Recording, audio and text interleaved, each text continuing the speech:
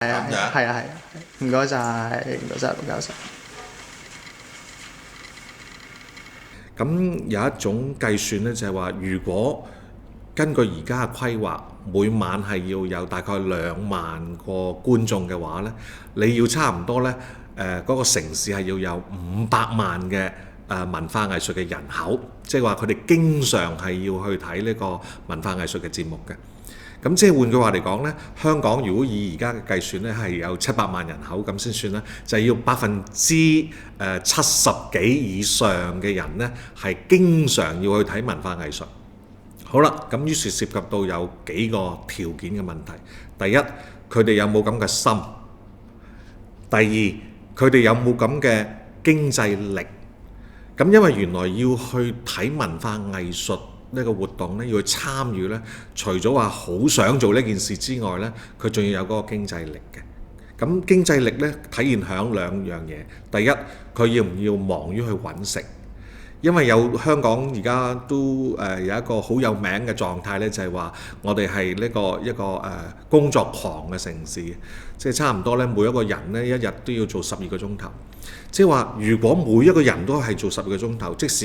佢哋好有心要去參與啲文娛藝術嘅活動，但係佢哋係未必有咁嘅精力。好啦，有冇餘下可以俾到香港人係可以參與文化藝術嘅活動？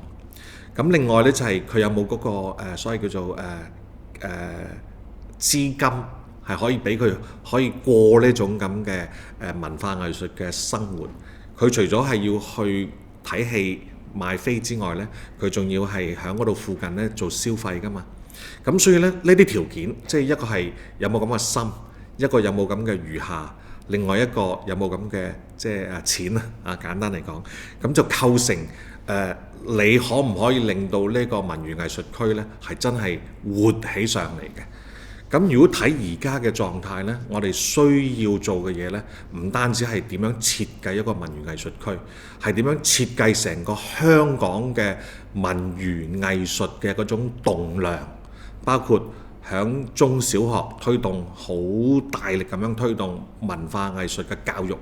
讓即係下一代嘅香港人呢係習慣去參與文娛藝術嘅活動啦。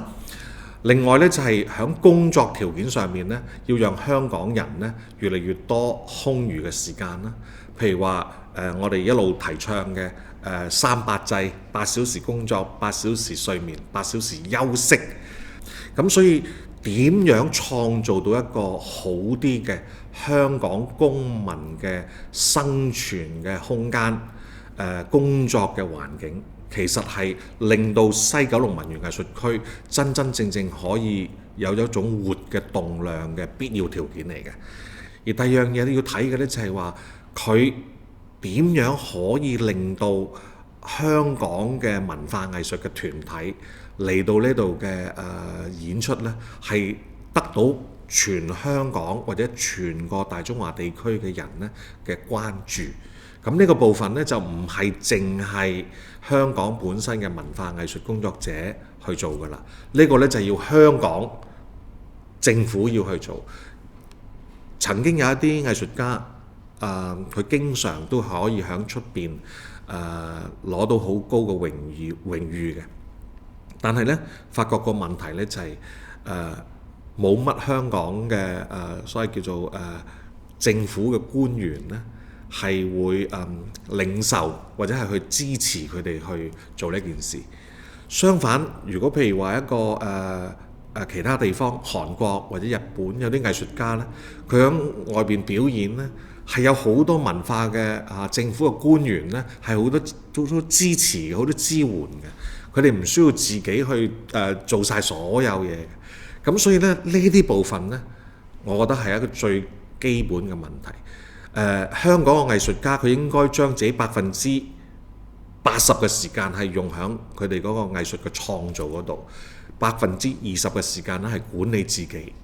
嗰啲所謂叫做活動。但係而家呢，唔係，而家呢係80%嘅時間咧係管理自己嘅活動，20%嘅時間咧係去做呢個創造。好多我啲朋友啊、學生呢，佢哋可能係好醉心做話劇、做音樂、做舞蹈，佢哋要去中學、去小學做藝術教育，咁嗱呢個都冇乜問題。但係呢，佢哋為咗去做呢樣嘢嘅原因呢，就係為咗要賺一啲錢，等佢可以生活，然後呢，就係令到佢可以從事藝術嘅工作。咁你話如果咁樣嘅狀態下邊，即係藝術家點樣可以即係進一步咁樣去提升佢嘅藝術呢？